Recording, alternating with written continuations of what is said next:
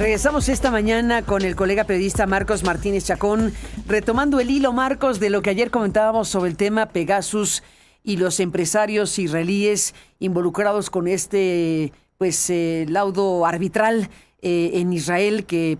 fue expuesto hace un año por el medio de Marker en Israel y que aquí ampliamente hablamos con el periodista israelí y todo lo que este documento dice. Retomé el hilo de las cosas recuperando lo que publicamos en www.aristeguinoticias.com y regresamos contigo, Marcos. De nuevo, gracias, buenos días y bienvenido. Muchas gracias, Carmen. Pues sí, precisamente ese recuento es importantísimo porque a partir de la investigación del colega Gur Megiddo y de lo que reveló hace poco más de un año, que también eso, por coincidencia, digamos que estas revelaciones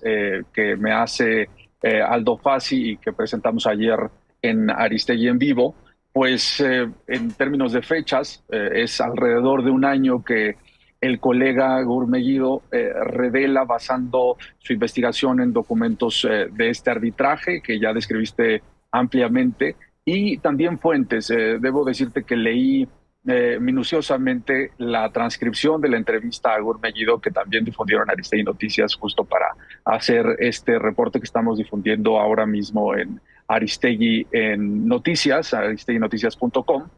Y particularmente, hablando ayer en esta conversación que tuvimos ahí en el programa, Carmen, sobre lo que revelaba Aldo Fassi, sobre las contradicciones en las que evidentemente cayó el gobierno de López Obrador, no solo por lo que revela Aldo Fassi en cuanto al ofrecimiento que le hizo, según el exfuncionario de seguridad de Nuevo León, el secretario durante el gobierno del Bronco, y también durante el gobierno de Samuel García, el actual gobernador, que Alfonso Durazo le hizo en esa calidad que tuvo de secretario de Seguridad Federal durante los primeros, el primer tramo del gobierno de López Obrador, de facilitarle el software espía Pegasus, pese a la amplísima evidencia de que había sido abusado muy profusamente en el gobierno de Enrique Peña Nieto, lo que a su vez había desatado críticas muy directas en contra del espionaje político de parte de López Obrador hacia ese tramo o ese elemento del factor de Peña Nieto, en las pocas críticas, digamos, que después vinieron de parte de López Obrador en contra de Peña Nieto. Es decir, si nos remitimos a las evidencias y las declaraciones públicas de López Obrador en contra de expresidentes, digamos que ese blanco de críticas principal es Calderón, no Peña Nieto. Y en esa reflexión estamos, Carmen, a partir de lo que mencionamos de ese soborno que habría ascendido a unos $25 millones, de acuerdo con lo que revela The Marker hace poco más de un año, que Aristegui Noticias lo tuvo primero para difundirse en español y en en la escena mediática mexicana. Fueron los primeros en avisar ahora sí que a las audiencias de lo que se estaba publicando en Israel. Y ese fragmento de los 25 millones, que son evidentemente el elemento más noticioso que resonó en México y a nivel internacional, que dos empresarios de los cuales ya hablaste muy profundamente, Samuel Abishai Neria y Uri Ashbacher Vendrama, revela que su operación, ese reporte de Marker revela que la operación de estos dos, que eran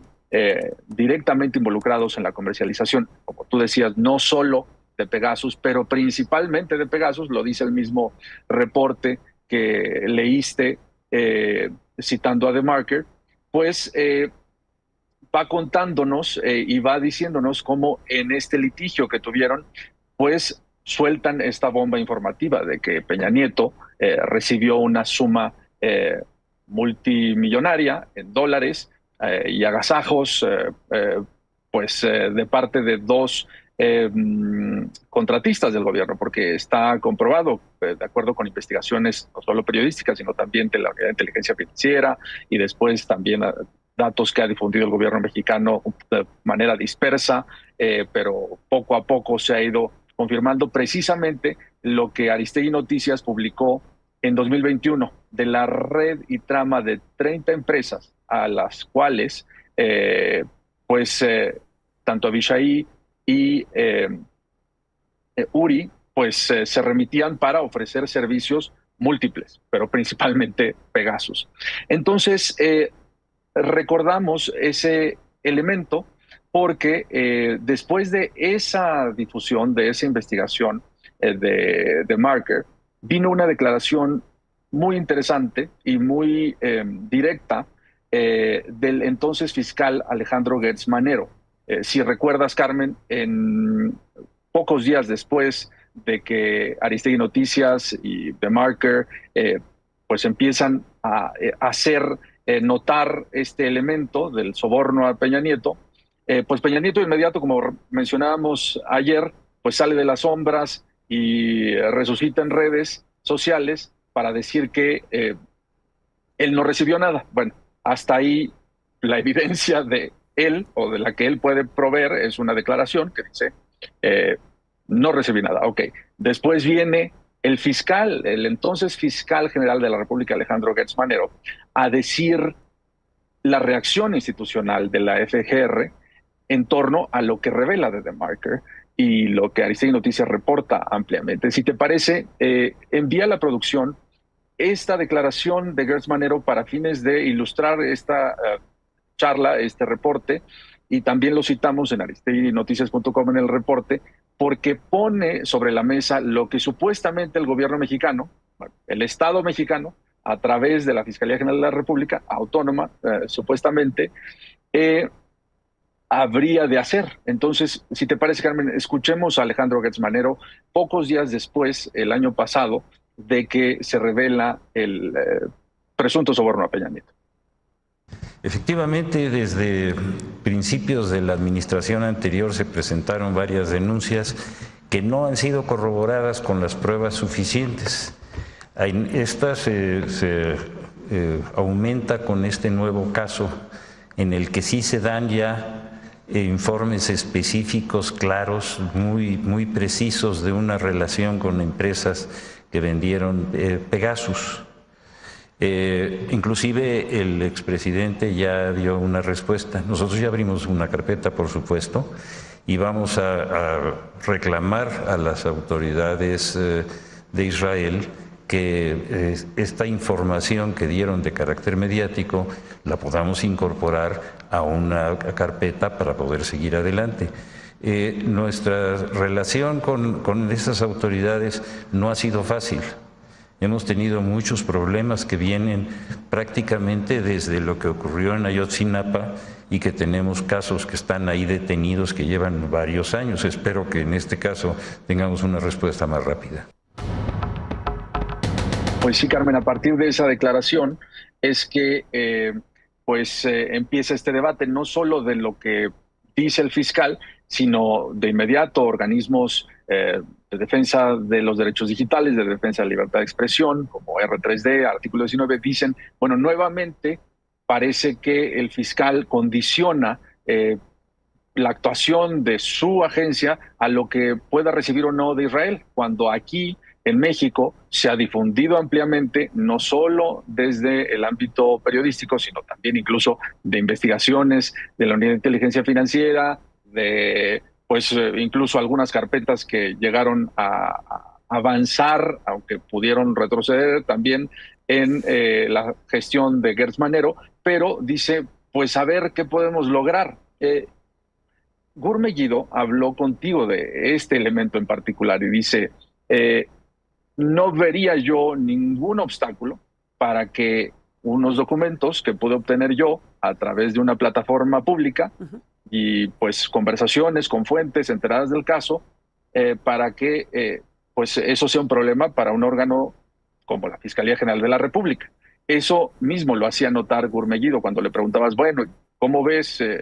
si Israel podría facilitar esto? Y Gur decía, esos documentos ahí están, es decir, es cuestión de que levanten un teléfono o se metan en una computadora y hablen hebreo. Eso te lo dijo y me causó un poco de gracia en el sentido de que efectivamente suponemos que pues la Fiscalía General de la República tendrá algunos colaboradores que en sus contactos permanentes con homólogos en Israel, pues hablen hebreo y sepan de las plataformas públicas israelíes. Bueno, parece que a partir de lo que el fiscal decía, pues ese habría sido el principal obstáculo, o no sabemos, porque después de esa declaración vino también otra en la cual le preguntan sobre un tema a Claudia Sheinbaum el día siguiente del que Gertz Manero hace esta declaración que acabamos de ver, y toca un tema que ayer también hablábamos, Carmen, sobre pactos de impunidad. Es decir, cómo explicar que una agencia poderosa como la Fiscalía General de la República diga, bueno, en el gobierno anterior, es decir, refiriéndose a, toca dos elementos, ¿no? Recibimos denuncias a principios de la administración de López Obrador, se refiere, el gobierno anterior, pero pues no hay pruebas, o sea, no sabemos, hemos pedido que las agencias denunciantes y las personas denunciantes vengan y corroboren lo que nos han dicho, o sea, básicamente que nos entreguen todo otra vez en una posiblemente crítica indirecta a las múltiples denuncias que en su momento la Unidad de Inteligencia Financiera en los tiempos de Santiago Nieto presentó. Hablamos de esas fricciones tú y yo ayer entre esas dos personas que ocuparon cargos públicos pues de alto nivel y de alta importancia para el avance de indagatorias en torno particularmente a Enrique Peña Nieto, porque ese es el tema. A eso se refería Gertz Manero. Le preguntaron ¿y cómo ve si se puede ya o no actuar en contra de Peña Nieto por muchos casos que se han denunciado y en particular por TheMarker? Y ahí dice, bueno, pues hay denuncias que no tienen pruebas, pero esta de TheMarker, fíjate que viene a sumar y es una básicamente lo que escuchamos, ¿no? Muy potente y ahora sí que lo documentan, diciendo entre líneas que está más documentado TheMarker que las denuncias presentadas en el gobierno anterior. Eso desata más preguntas también al día siguiente a Claudia Sheinbaum. Y si te parece, creo que es importante que repasemos el elemento del pacto de impunidad del que hablábamos ayer. ¿Protege o no a Peña Nieto un pacto de impunidad que se arrastra desde que Andrés Manuel López Obrador asumió la presidencia? Así le pregunta más o menos la colega Romina Gándara. Sin embargo, el año pasado, el 9 de julio de 2025, un día después de que Gertz Manero dijo lo que acabamos de escuchar. Ahora escuchemos a Claudia Sheinbaum. Si fue la UIF la que no entregó las pruebas suficientes, si usted no considera que esto no está abonando al pacto de impunidad con Enrique Peña Nieto, que por cierto es algo que pues le ha señalado la oposición desde que estaba el entonces presidente Andrés Manuel López Obrador. No hubo pacto de impunidad. Es más, hubo una consulta pública de si se juzgaba a los expresidentes. No alcanzó el número suficiente de votos, pero hubo una consulta pública. Entonces, no es que haya habido un pacto de impunidad. Lo que dijo entonces el presidente López Obrador, que es público, es: nosotros nos interesa de aquí en adelante. Y quien tiene que explicar si fueron pruebas suficientes, si no fueron pruebas suficientes, y qué pasó con esa demanda, pues es la Fiscalía. El fiscal y la Fiscalía, o los fiscales que ven estos temas, pues son los encargados de explicar con más detalle este tema. Pues ahí, Carmen, Claudia Sheinbaum remite a la Fiscalía. El orden institucional marcaría eso, pero también la voluntad política es importante en estos casos. Ha quedado claro que avanzando en el tema que tocamos en el artículo que publicamos hoy en aristeguinoticias.com, que muchas de las indagatorias y muchos de los asuntos que se fueron desdoblando desde el inicio del gobierno de López Obrador tuvieron que ver con investigaciones que se hicieron desde la Unidad de Inteligencia Financiera, y en particular porque en aquel momento pues Santiago Nieto empieza a hacer declaraciones en torno a lo que se está investigando de las finanzas del expresidente el expresidente Enrique Peña Nieto, pues parecía que la cosa iba avanzando en un sentido de combate a la impunidad. De hecho, él habló abiertamente conmigo de eso hace 7 años, mediados de 2019, y él decía que la instrucción de López Obrador era hacer impunidad, pero después vinieron muchas cosas, Carmen, y creo que ese es parte del debate de en qué quedó esta indagatoria por sobornos que habrían sido entregados a Enrique Peña Nieto por estos empresarios vinculados a la red de empresas de NSO Group, comercializadora de Pegasus, pero también qué pasó con las investigaciones en torno a las finanzas de Enrique Peña Nieto en general, que se abrieron a partir de indagatorias profundas que hizo la Unidad de Inteligencia Financiera y que también estaban nutridas de declaraciones y acusaciones que hizo Emilio Lozoya en aquel documento larguísimo donde dio santo y seña de lo que habría hecho el círculo cercano de Enrique Peña Nieto mismo, para beneficiarse de sobornos como de la petrolera Odebrecht. Entonces ahí creo que viene a cuento la conversación, parte de la conversación que sostuve no solo hace varios años, hace 7 años, en particular por lo publicado en este libro de Santiago Nieto, de Sin Filias ni Fobias, donde abre con el caso Odebrecht. Y en la conversación que tuvimos, él me habló muy abiertamente de lo que se está investigando en torno a casos de corrupción muy claros en el gobierno de Enrique Peña Nieto, y me dio incluso algunos documentos como este que habla de las tipologías que se investigaban en la UIF y demás, que todavía conservo, imagínate, después de 7 años, pero la duda que yo tenía y sigo teniendo es qué pasó con las indagatorias en torno a las finanzas, no solo por este caso más reciente de TheMarker, porque quiero contarte, precisamente en la redacción de este artículo, pues busqué a la Fiscalía General de la República, que ya no está encabezada por Alejandro Gertz Manero, sino que está encabezada por Cristina Godoy, preguntándoles, ¿qué se ha hecho? Se ha solicitado la documentación de la que hablaba Alejandro Gertz Manero, se ha citado a declarar a alguien. Ya sabes cómo en algunos casos la Fiscalía hasta le pide evidencias a algunos comunicadores, periodistas, y han hecho conferencias de prensa como las que hablamos recientemente, Carmen, estrambóticas, porque salió algo en un medio.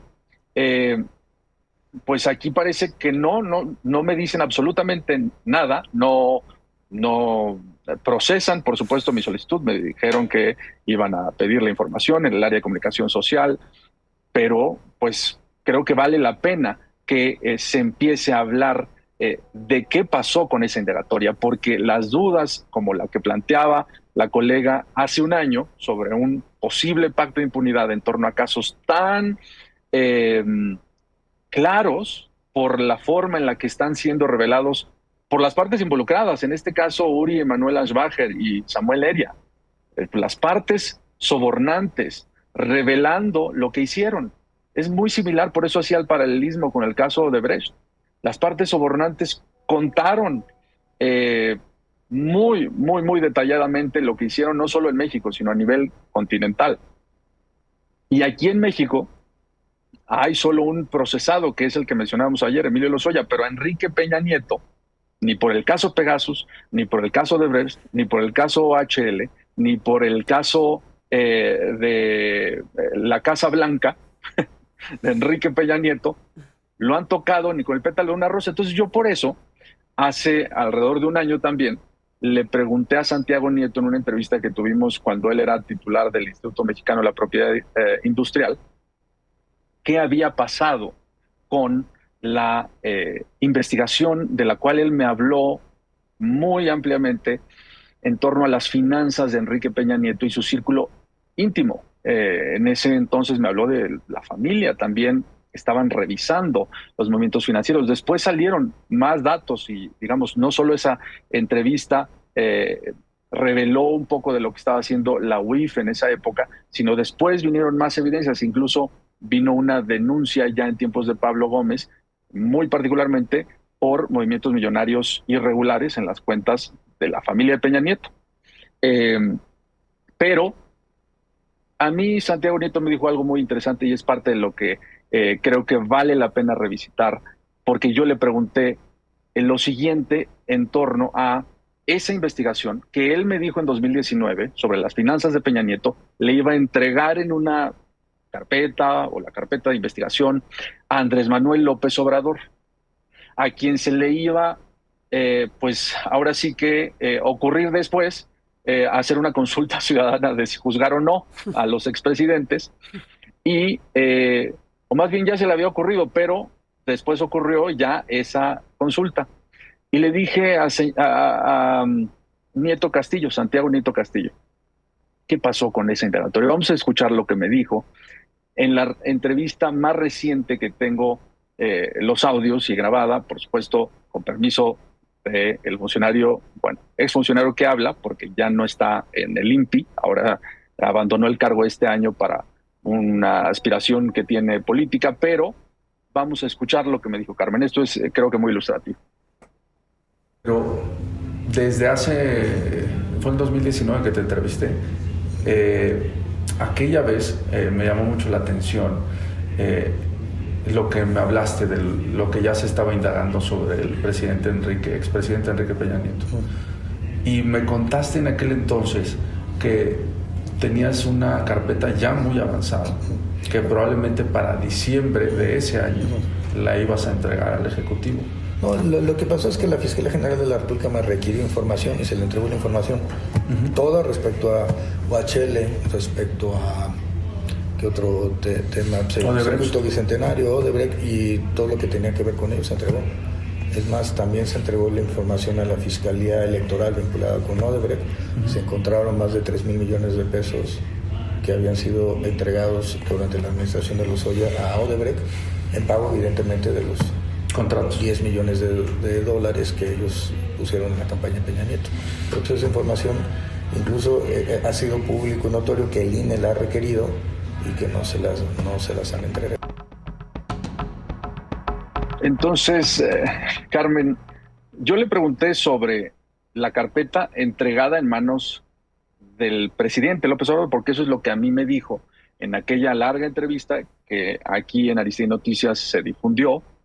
en la que se reveló un caso muy, muy grave que hasta donde sabemos no ha tenido a ningún procesado judicialmente. Y disculpa que se me sale un poco la risa porque son casos muy paradigmáticos, creo yo, de lo que se empezó a investigar con miras a esa visión de combate a la impunidad de la cual me hablaba Nieto Castillo en 2019 y que se fueron desdibujando con los años. Ya después vimos alianzas tremendas entre Morena y otros actores políticos del PRI, algunos del PAN. O sea, no vale la pena aquí alargarme con los nombres, son públicos y notorios, pero esas indagatorias, él me dijo que se les iba a entregar en pues ahora sí que al escritorio del presidente, y él me responde sobre Gertz Manero. Pues parece que en este pique permanente que tienen y tendrán, y pues tuvieron mientras eran los titulares de estas dos dependencias importantes a nivel federal, y le insistí, le dije, bueno, a ver, tú dices que la FGR tiene todo o tuvo todo en épocas de Gertz Manero y seguramente esos archivos ahí deben de seguir. Luego Gertz Manero salió y dijo, esta entrevista que tuve con Nieto Castillo fue antes de la declaración de Gertz Manero tras las revelaciones de The Marker, y en algunas reacciones que tuve de él fue de que, bueno, pues ¿qué te digo, no? De los distintos comentarios, ahora ya en 2025, diciendo Gertz Manero, pues ni pruebas hay, es que las denuncias que presentaron en el gobierno anterior, es decir, la pedrada a la UIF, pues no son suficientes. Tan claro es que iba en contra de la UIF ese comentario que al día siguiente la colega Romina Gándara, de Sin embargo, le pregunta abiertamente, oiga, entonces la UIF no hizo su trabajo, ¿o qué? A Claudia Sheinbaum, y dice, y si no hay pruebas, entonces pues parece que esto apunta al pacto de impunidad, ¿no? Y Sheinbaum ya dice lo que escuchamos. Yo le insistí a Santiago Nieto en esta entrevista de 2025, antes de lo de The Marker, bueno, hay materia en lo que tú recabaste para perseguir al expresidente judicialmente, y vamos a escuchar lo que me dijo. Esas indagatorias probaron que había materia. ¿Crees que hay materia en esa carpeta del expresidente? No, a ver, yo lo que creo es que hoy me toca el INPI y hoy combato piratería y contrabando. Ya. El pasado, yo ya no regresaría a mi pasado, porque además ni siquiera es sano mentalmente. O sea, yo ya cerré el ciclo de ser magistrado electoral, cerré el ciclo de ser procurador de Hidalgo, cerré el ciclo de ser fiscal electoral, cerré el ciclo de ser titular de la UIF. Yo soy el titular del INPI, estoy muy contento con la designación de la presidenta y muy comprometido con el proyecto de la presidenta del Plan México y la revisión del TEMEC en cabeza Marcelo Ebrard. Bueno, mi última pregunta sobre eso. La carpeta que tú entregaste tiene suficiente para que se persiga al expresidente. Eso tendría que determinarlo la Fiscalía General de la República. Bueno, Carmen, pues nuevamente eso le toca a la Fiscalía General de la República. Ok, a nivel institucional, pues tal vez las leyes y el marco legal en México sí, efectivamente así lo establecen. Pero recordemos algo, después de que Nieto Castillo en la UIF empezó a generar este tipo de controversias mediáticas, muchas mediáticas, pero nutridas de elementos que él estaba indagando ampliamente, pues vino una reacción de López Obrador. Recordarás, querida Carmen, que en una especie de reacción para contención de daños, López Obrador dijo, miren, Nieto Castillo, Santiago Nieto no hace nada sin que yo lo autorice. Entonces, eso vino años después, esa reacción de López Obrador vino años después, Carmen, de esta primera entrevista que me dio en 2019, a partir de que a mí me llamó mucho la atención la soltura y la claridad con la que había hablado Santiago Nieto en su libro Sin filias ni fobias, sobre lo que él llega a llamar la podredumbre y demás del círculo de Peña Nieto y su grupo político. Ya no me voy más para atrás de lo que él padeció siendo titular de la FEPADE cuando Peña Nieto era pues el presidente y sus séquito de colaboradores pues controlaban la entonces Procuraduría General de la República. Para este reporte yo le pregunté a Santiago Nieto vía texto y tengo autorización para citarlo. ¿Qué pensaba de que, pues, particularmente la FGR, en torno a las finanzas de Enrique Peña Nieto, parecía que había congelado el tema? No solo por este caso de los sobornos de los 25 millones de dólares de los que hablaron Abishai Ineria y Uri Manuel Ansbacher en ese arbitraje, sino por todo lo demás, toda la carpeta aquella que desde 2019 debe obrar en los archivos del escritorio presidencial, y tal vez ahí debe seguir. Y me dijo lo siguiente, por escrito. Me dice, Gers Manero no tenía ningún interés en investigar nada de lo que viniera de la UIF. Así fue. Gers Manero no estaba interesado en investigar nada que viniera de la UIF en esos años. Pues ahí, Carmen, yo creo que queda muy bien reflejado con lo que ha dicho Gers Manero, con lo que ha dicho Sheinbaum y con lo que dice Nieto Castillo todavía en torno a lo que él indagó, entregó a la FGR, aunque mi pregunta era, ¿entregaste esta carpeta, como me lo dijiste en 2019, a Andrés Manuel López Obrador? Él se va por otro lado y dice, se lo entregué a la FGR. Ahí está. Y después vimos lo que dice Gers Manero, meses después, tras las revelaciones de Marker. Pues no hay pruebas suficientes. Entonces, Carmen, en la pregunta que nos hacíamos ayer, pues sí, Peña Nieto salió de las sombras para negar y diciendo que era falso lo que decían estos dos empresarios, que ellos dicen lo sobornaron, lo agasajaron. Mientras tanto, obran en la Unidad de Inteligencia Financiera múltiples carpetas abiertas desde tiempos de Santiago Nieto, y Pablo Gómez, digamos que suscribe de alguna manera lo que se había avanzado en las épocas de Santiago Nieto, porque él ya con Gómez, como lo comentaba querida Carmen, al frente de la UIF, quien fue quien reemplaza a Nieto Castillo, anuncia la presentación de denuncias otra vez ante la FGR por estas cantidades millonarias que involucraban a personas del círculo íntimo, familiares y socios,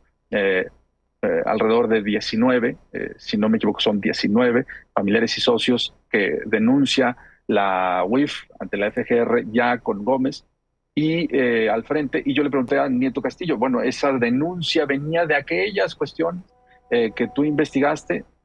y me dijo que pues se nutría de todo lo que se había indagado, incluido el caso Pegasus desde la UIF. Entonces, Carmen, por lo menos sabemos que el titular de ese entonces de la UIF dice no había interés. O sea, de parte de Gertz Manero no había interés en investigar nada que viniera de la UIF en esos años, incluido el tema de las finanzas de Enrique Peña Nieto. Pues ahí está todo este recuento y estas informaciones y la revelación de lo que te dijo Santiago Nieto en esta conversación. Marcos Martínez Chacón, seguiremos hablando y como siempre, gracias por estar aquí. Buenos días. Muchas gracias, querida Carmen, siempre es un honor. Gracias por estar aquí. Invitamos al público a que pueda revisar el texto Peña Nieto recibió, este texto que has enviado para Aristegui Noticias, que tiene que ver precisamente con la pregunta de qué pasó, qué ha pasado con esta investigación sobre aquellos 25 millones de dólares que presuntamente habría recibido Peña Nieto, acorde a lo que dice este documento arbitral